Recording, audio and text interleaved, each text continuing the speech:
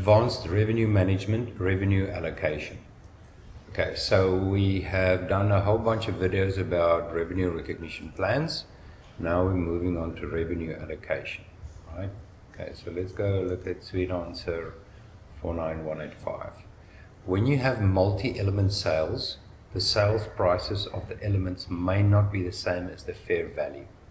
The sum of the fair value amounts also may not equal the total sales price. Revenue allocation distributes the revenue from a sale across its element in proportion to their calculated fair value amounts.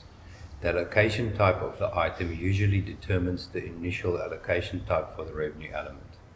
If you use the rule-based recognition treatment feature, you can create a rule to use different value for the revenue element. The following options are available for allocation type. Normal. Revenue allocation for the item follows the fair value price list. This is the default value. Exclude.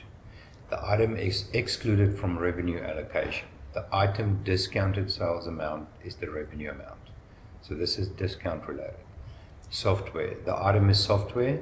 Revenue allocation follows the fair value price list. If the fair value prices for any of the items in the allocation are estimates rather than VSOE, the system recalculates allocation using the residual method. The following topics provide details about revenue allocation when you use the advanced revenue management feature. Right, so there's 1, 2, 3, 4, 5, 6, 7 topics here.